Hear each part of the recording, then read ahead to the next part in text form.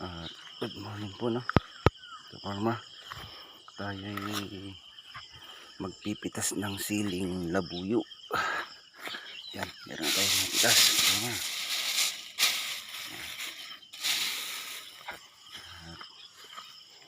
Tatagdagan pa natin. Tayo mag-isa lamang, kaparma. Makaano lang tayo ng kilo. Sunod na araw tayo magpipitas. May kasama tayo, kaparma. Masyadong mahirap magpitas pala dito ng ganito.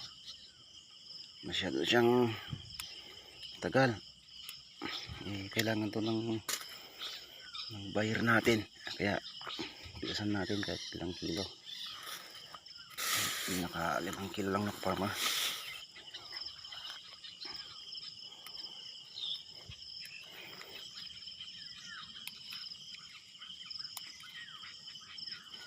Nilinisan na rin itong atong silihan natin dito, kaparma. Baka maakit ng lapnos.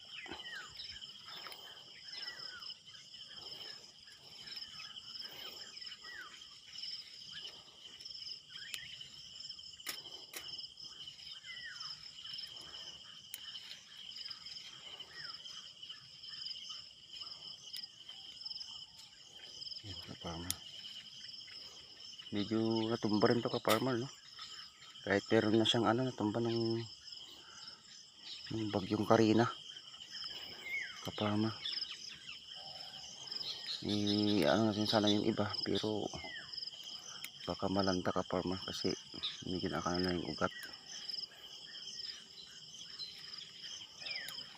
Yan.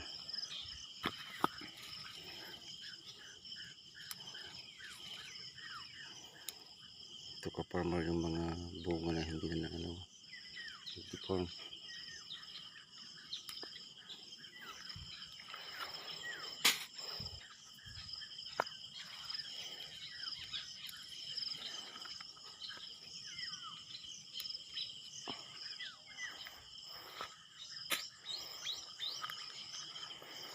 Talagang tsaga lang, no, kaparma, kasi talagang matagal magpitas ng siling labuyo.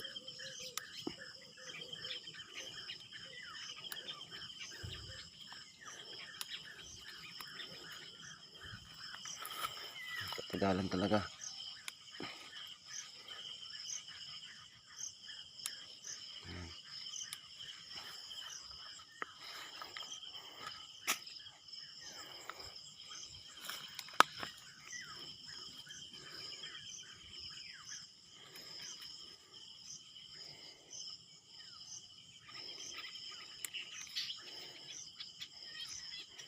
Ito, mga kaparmer, nung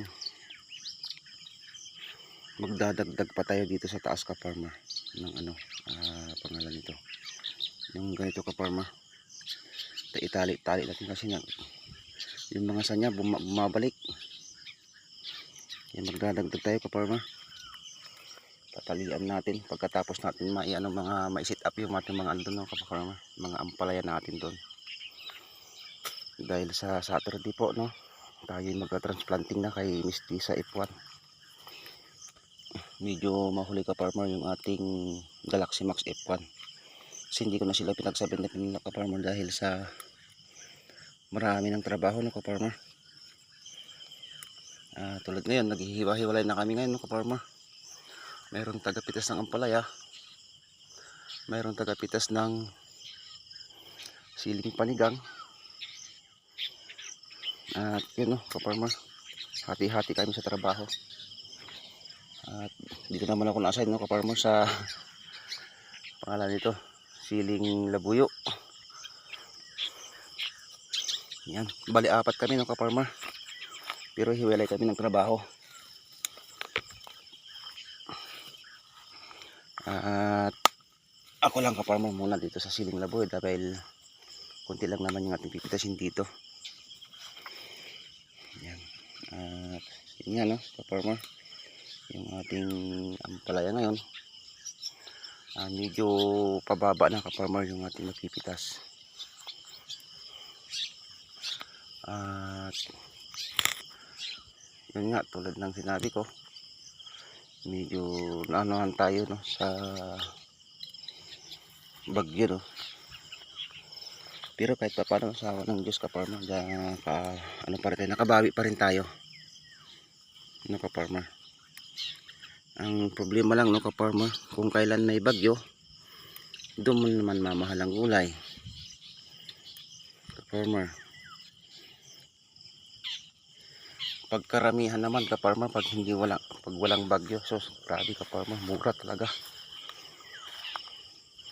At yun nga, 20 ka-farmer nung wala pa yung bagyong Karina per kilo, no?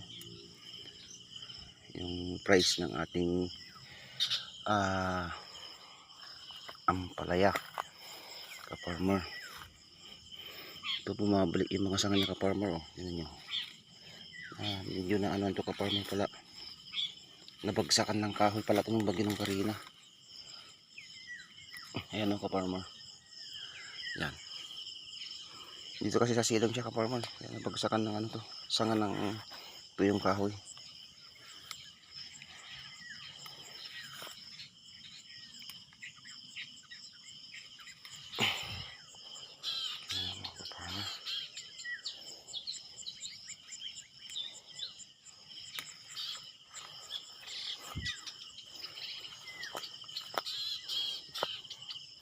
Yan, no, ka-farmer, hanggang sa muli na naman ka-farmer. At subaybayan nyo, no, ka-farmer, yung ating susunod na vlog ka-farmer. At ano natin no ka-farmer, yung ating pagtatanim ng stay sa F1 ay step po natin para malaman po ninyo kung makapagbibigay po ako ng pangalan nito ka-farmer, idea sa inyo no ka-farmer, na tulad tong mga baguhan pa lang ka-farmer sa pag-aampalaya at pagtatanim po ng ating mga sarit-saring gulay no ka-farmer. At ito, sana nga dito sana ka-farmer may plastic mulch to, pero medyo bitin tayo sa budget ka-farmer, no? Medyo nakapos na tayo, kaya ganito na lang no ka-farmer yung ginawa namin. Hindi na namin nilagyan ng plastic mulch.